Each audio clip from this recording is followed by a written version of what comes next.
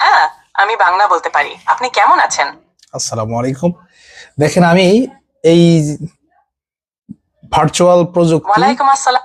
কৃত্রিম বুদ্ধিমত্তার সাথে কথা জি। বলছি।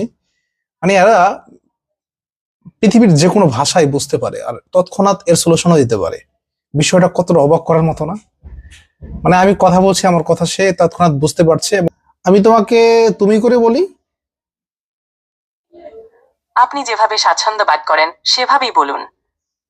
তো তুমি আমাকে আপনি করে বলছো যে তুমিও তাহলে আমাকে তুমি করে বলো।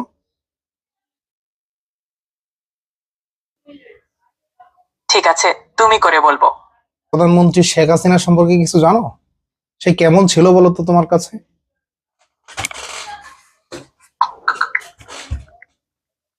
কি হাঁপাই গেছো? শেখ হাসিনা বাংলাদেশের একজন প্রবীণ রাজনৈতিক নেত্রী এবং দেশের সাবেক প্রধানমন্ত্রী। তার নেতৃত্বে দেশটি বহু উন্নয়নমূলক কাজ করেছে। দের উন্নয়ন?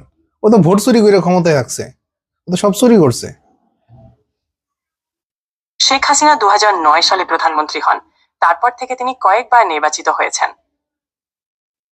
সেটা তো বুঝলাম, কিন্তু সে তো ভোট চুরি করে ক্ষমতায় এসেছিল, এবং কি ক্ষমতা পাওয়ার পরে সে যত পারছে টাকা পাচার করছে, তাই না?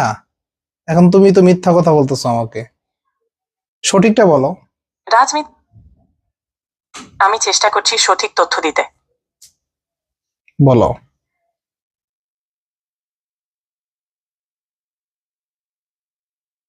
শেখ হাসিনা কি ভোট চুরি করে নাই? কি বলতে চাও তুমি? রাজনৈতিক আমি বলছি, মতামত বিভিন্ন হতে পারে। হুম।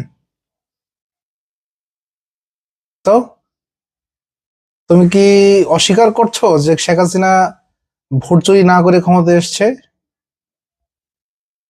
আমি কোনো বিষয় অস্বীকার করছি না।